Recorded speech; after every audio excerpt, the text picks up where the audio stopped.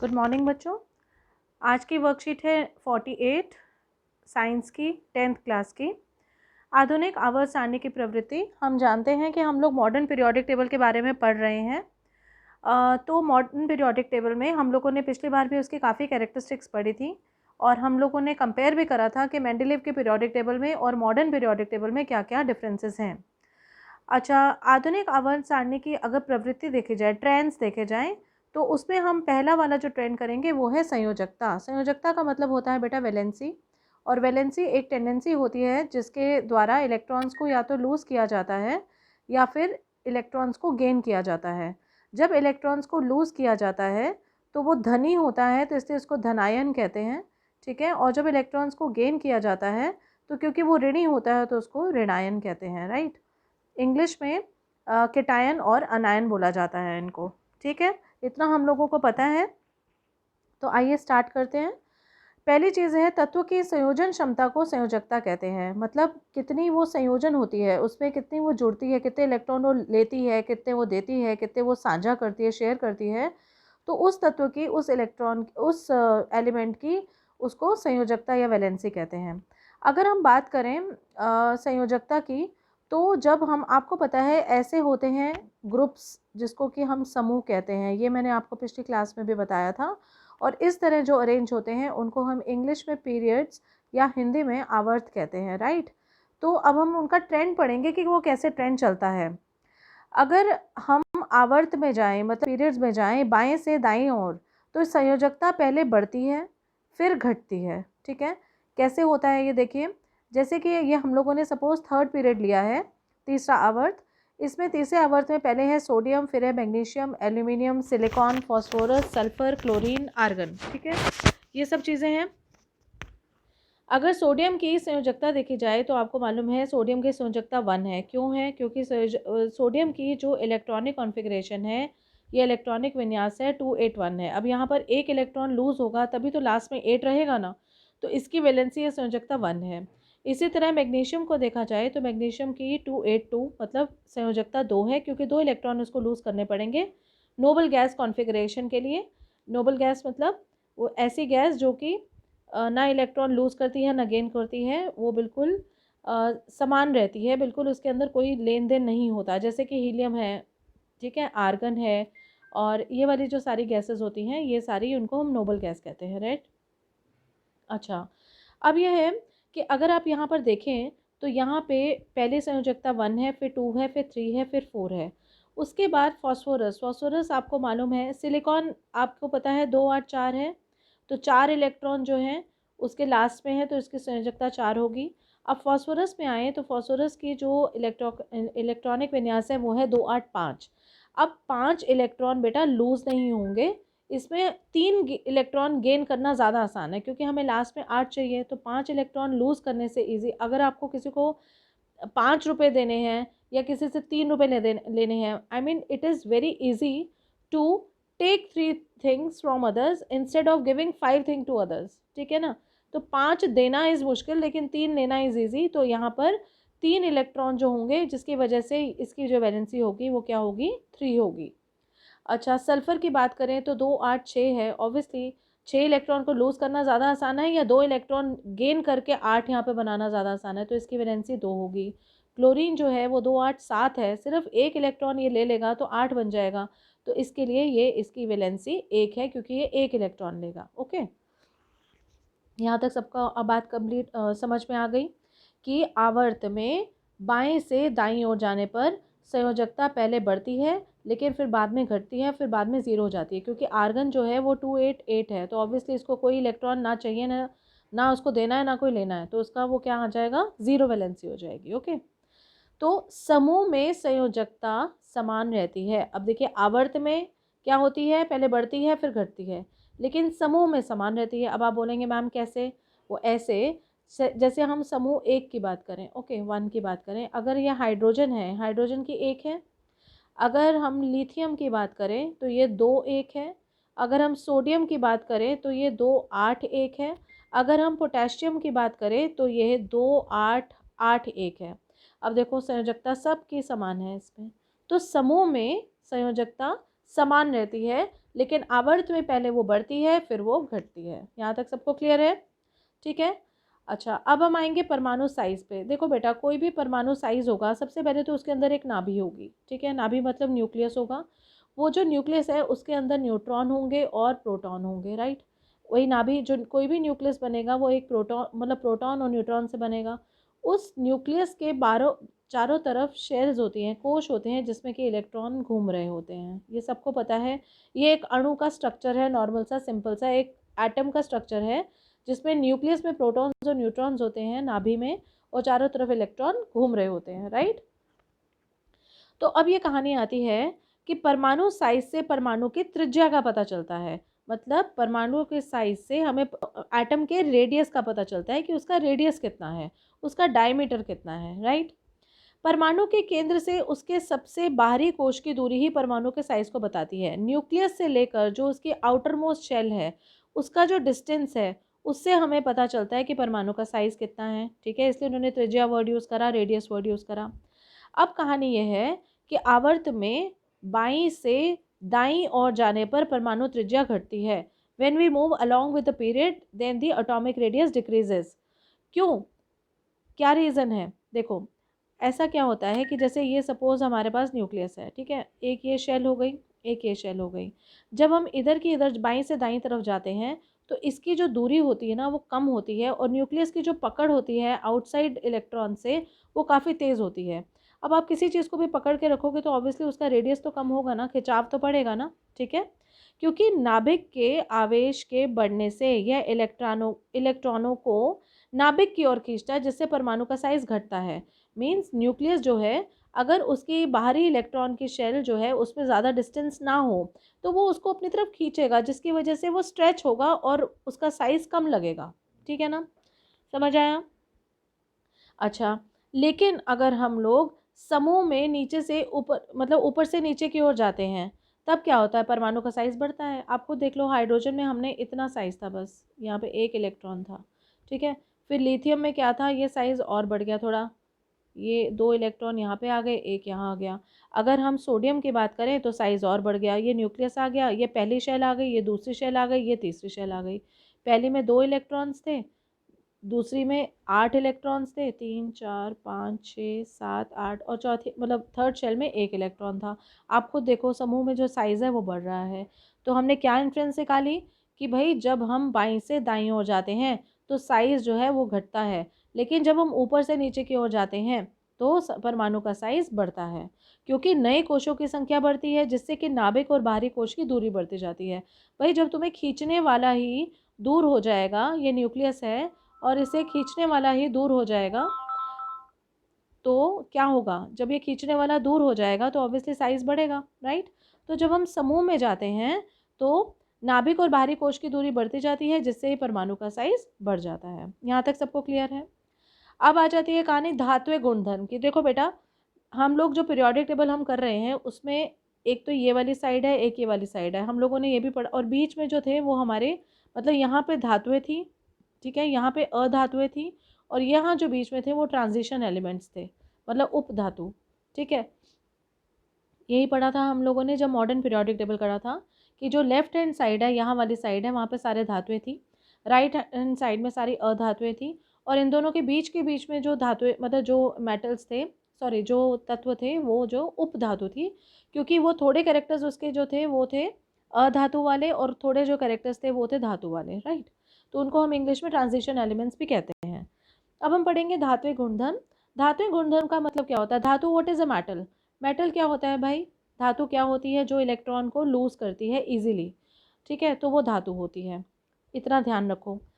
धात्विक गुण का अर्थ है किसी तत्व के परमाणु द्वारा इलेक्ट्रॉन त्यागने की क्षमता।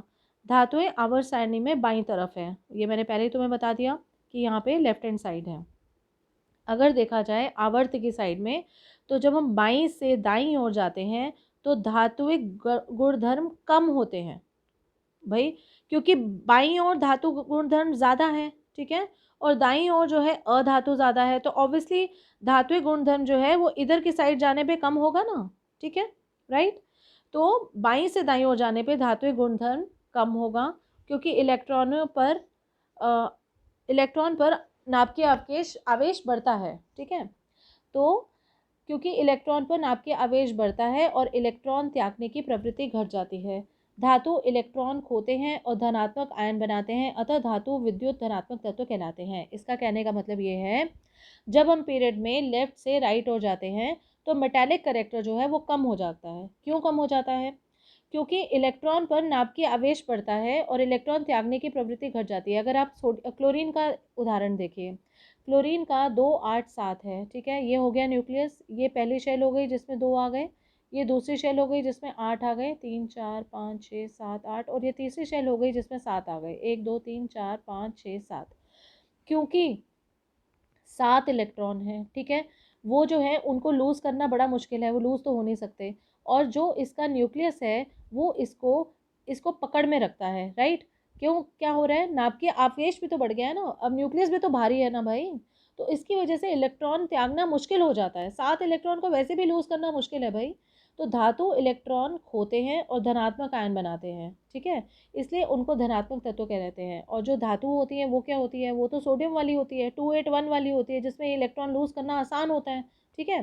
तो जब हम लोग बाईं से दाईं हो जाते हैं तो धात्विक गुणधर्म बढ़ता है लेकिन धात्विक गुणधर्म घटता है लेकिन अधात्विक गुणधर्म बढ़ता है। मतलब इलेक्ट्रॉन को लूज करने की जो टेंडेंसी है वो बंद हो जाती है, खत्म हो जाती है, लेकिन इलेक्ट्रॉन को गेन करने की टेंडेंसी बढ़ जाती है, राइट। अच्छा, फिर ये है समूह में ऊपर से नीचे जाने पर धात्विक गुणधर्म बढ़ रहा है। ऑब्वियसली जब हम समूह में जाते हैं तो धात्विक गुणधर्म बढ़ेगा। कैसे बढ़ेगा? फॉर एग्जांपल हाइड्रोजन 1, लिथियम 2 1, ठीक है, सोडियम 2 8 1। तो सबसे ज़्यादा इसमें सोडियम का धात्विक गुणधर्म है क्योंकि इसको लूज़ करना सबसे ज़्यादा आसान है। हाइड्रोजन को लूज़ करना इससे कम आसान है, ठीक है ना। तो मतलब समूह में जब हम नीचे जा रहे हैं तो मेटालिक करेक्टर बढ़ रहा है, मतलब इलेक्ट्रॉन को लूज करने की टेंडेंसी बढ़ रही है, मतलब धात्विक गुणधर्म बढ़ रहा है, राइट। आई होप अब आपको समझ आ गया होगा। इसी तरह से अधात्विक गुणधर्म वो होते हैं जो कि नॉन मेटालिक होते हैं, जो इलेक्ट्रॉन को गेन करते हैं, इसलिए उनको ऋणात्मक कहा जाता है, ठीक है।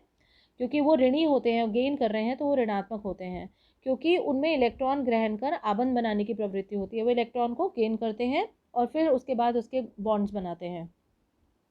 अधातुएं आवर्त सारणी में दाईं ओर पाई जाती हैं। तो ये मैंने पहले ही बताया कि ये जो राइट हैंड साइड है सारी, वो सब नॉन मेटल्स की है या अधातुओं की है। आवर्त में बाईं ओर दाएं जाने पर अधात्विक गुण धर्म बढ़ता है। तो जब हम लोग पीरियड में बाईं से दाईं ओर जाएंगे तो ऑब्वियसली अधात्विक गुणधर्म बढ़ रहा है उसमें, ठीक है ना। क्योंकि प्रभावी नाभिकीय आवेश बढ़ने के कारण इलेक्ट्रॉन ग्रहण करने की प्रवृत्ति बढ़ जाती है। क्योंकि इसमें क्या होता है, इलेक्ट्रॉन गेन करने की टेंडेंसी ज़्यादा होती है, क्योंकि इसके आउटर शेल में इलेक्ट्रॉन ज़्यादा होते हैं, ठीक है ना। तो उनको लूज़ करना मुश्किल होता है, तो इसके लिए वो ग्रहण करते हैं, गेन करते हैं, राइट। अच्छा, लेकिन जब हम समूह से नीचे की ओर जाते हैं तो अधात्वीय गुणधर्म कम हो जाता है। क्यों अधात्वीय गुणधर्म क्यों कम होगा? क्योंकि इलेक्ट्रॉन को गेन करने की टेंडेंसी तो है लेकिन इलेक्ट्रॉन को लूज करने की टेंडेंसी नहीं है। तो इसलिए जब हम समूह में जाते हैं तो अधात्वीय गुण कम होता है। उसमें क्या होता है, अभी आपको जैसे मैंने बताया कि जैसे 2 1 है, 2 8 1 है। अब जब हम समूह में जा रहे हैं तो हम धात्विक गुणधर्म तो बढ़ रहा है लेकिन अधात्विक गुणधर्म कम हो रहा है, ठीक है। सबको समझ आ गया कि जब हम लेफ्ट से राइट में जाते हैं तो नॉन मेटालिक करेक्टर इंक्रीज होता है, जब हम ऊपर से नीचे जाते हैं तो मेटालिक करेक्टर इंक्रीज होता है, ठीक। जब हम ऊपर से नीचे समूह में जाते हैं तो धात्विक बढ़ता है, जब हम पीरियड की ओर जाते हैं तो अधात्विक बढ़ता है, राइट। कंफ्यूजन मत लेना बिल्कुल भी, कोई भी प्रॉब्लम हो फिर भी पूछ लेना एक बार। अच्छा, फिर ये कहानी आती है कि आवर्त सारणी के मध्य में उपधातुएं या अर्धधातुएं पाई जाती हैं। मतलब इलेक्ट्रॉन जो तत्व होते हैं, यहाँ पे मेटल्स होते हैं ना, यहाँ पे नॉन मेटल्स होते हैं, तो जो बीच में ट्रांजिशन एलिमेंट्स हैं उनको हम उपधातुएं कहते हैं, जिनमें दोनों के कैरेक्टर्स होते हैं, ठीक है।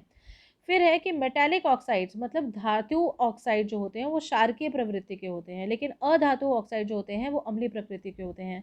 इसका उदाहरण देती हूँ आपको। मैग्नीशियम रिबन लेंगे, उसको अगर ऑक्सीजन की प्रेजेंस में आप जलाएंगे तो हमारे पास मैग्नीशियम ऑक्साइड मिलेगा, राइट। ये जो मैग्नीशियम ऑक्साइड है उसको अगर आप लिटमस टेस्ट करेंगे तो ये क्या करेगा, ब्लू कर देगा लिटमस को। इसका मतलब ये कौन सा है, क्षारीय प्रकृति का है, मतलब एल्कलाइन नेचर का है, बेसिक नेचर के होते हैं। तो जितने भी धातु ऑक्साइड्स हैं they are basic in nature, and जिसमें जितने भी और मतलब धातु नहीं, अधातु ऑक्साइड हैं, ठीक है, वो कौन से होते हैं, एसिडिक इन नेचर होते हैं, राइट। आई होप आपको ये क्लियर होगा। क्वेश्चन आंसर्स देखते हैं। परमाणु साइज आवर्त में घटता जाता है, कारण, परमाणु साइज जो है वो आवर्त में घटता जाता है, क्यों भाई? क्या परीक्षण प्रभाव के कारण, प्रकाश विद्युत प्रभाव के कारण, नाभिकीय बल में वृद्धि के कारण, या नाभिकीय बल में कमी के कारण? तो ऑब्वियसली नाभिकीय बल में वृद्धि के कारण जो है वो परमाणु साइज आवर्त में घटता जाता है, ठीक है। यहाँ पे हमने पढ़ा है ना, परमाणु साइज आवर्त में बाईं और दाईं ओर जाने पर परमाणु त्रिज्या घटती जाती है, क्योंकि नाभिक में आवेश बढ़ने से इलेक्ट्रॉन को नाभिक की ओर खींचता है, ठीक है ना। तो ये हमारा आ जाएगा कि नाभिकीय बल वृद्धि होती है, तो जिसकी वजह से ये आकार में घटता जाता है। सेकेंड क्वेश्चन है, संयोजकता से आप क्या समझते हो? तो ये हमने पढ़ा है, संयोजकता जो है तत्व की संयोजन क्षमता को संयोजकता कहते हैं। जितने इलेक्ट्रॉन लूज किए जाते हैं या जितने गेन किए जाते हैं उससे हमारी संयोजकता निकलती है। फिर है, किसी तत्व के इलेक्ट्रॉनिक विन्यास के द्वारा उसकी संयोजकता कैसे कैसे ज्ञात की जा सकती है? दोनों साइड में संयोजकता हमें पता चल सकती है। जैसे अगर सपोज धातु है तो उसका 281 है। अब जितने इलेक्ट्रॉन इसने लूज करे हैं, जितने दिए हैं, और जैसे सपोज अधातु है, क्लोरीन 287 है, और जितने इलेक्ट्रॉन इसने गेन करे हैं, तो जितने लूज करे हैं, जितने गेन करे हैं, उसी से हमें संयोजकता पता चल जाती है, राइट। अच्छा, फिर उसके बाद है, किसी तत्व के धात्विक अभिलक्षण से आप क्या समझते हैं? समूह में नीचे की ओर जाने पर ये कैसे बदलता है? देखो भाई, धात्विक गुणधर्म जो वो होते हैं जिससे इलेक्ट्रॉन को लूज किया जाता है, तो समूह में जब हम नीचे जाते हैं तो धात्विक गुणधर्म बढ़ते हैं, ठीक है, ये हम अच्छे से समझ चुके हैं। अच्छा, फिर है कि समूह में नीचे की ओर आने पर और आवर्त में बाईं से दाईं ओर जाने पर परमाणु साइज की प्रकृति किस प्रकार परिवर्तित होती है? देखिए, परमाणु साइज जो है ऑब्वियसली जब हम समूह में जाएंगे तो वो बढ़ेगा, बढ़ ही रहा है, लेकिन जब हम आवर्त में जाते हैं तो वो घटता है, ठीक है, क्योंकि नाभि का जो जोर है, पकड़ है, ज़्यादा तेज़ हो जाती है, जिसकी वजह से उसका परमाणु साइज कम हो जाता है।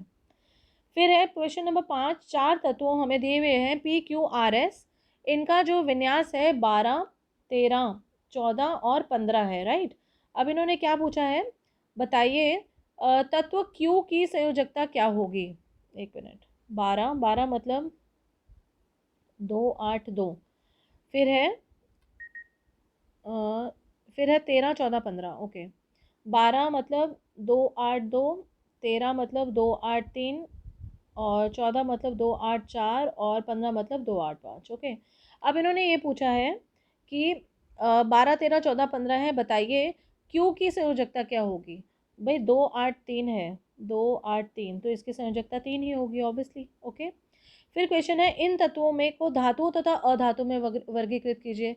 भाई जो 2, 8, 2 है और 2, 8, 3 है, ये तो पक्का धातुएं हैं। 2, 8, 4 भी हल्का हल्का धातु गुण है, लेकिन 2, 8, 5 तो बिल्कुल भी नहीं है, क्योंकि ये इलेक्ट्रॉन जो है वो गेन कर रहा है, तो ये तो अधातु हो गई, ओके। फिर उसके बाद है, इनमें से कौन सा तत्व अत्यधिक क्षारकीय ऑक्साइड बनाएगा? सबसे ज़्यादा क्षारकीय ऑक्साइड कौन बनाते हैं? जो धातु होते हैं। तो इसमें धातु कौन सी है? 12 और 13, तो ये दोनों जो हैं ये ज़्यादातर ऑक्साइड बनाएंगे। 12 मतलब मैग्नीशियम है, ये मैग्नीशियम ऑक्साइड बनाएगा। 13 मतलब एल्यूमिनियम है, ये एल्यूमिनियम ऑक्साइड बनाएगा, ठीक है ना। तो सबसे ज़्यादा तत्व तो मैग्नीशियम ऑक्साइड ही क्षारकीय ऑक्साइड बनाएगा। आई होप आपको यहाँ तक क्लियर है। फिर भी कोई क्वेश्चन हो, कोई क्वेरीज हो, कोई भी चीज़ समझ ना आई हो, आपको पता है, I am always there with you. Take care.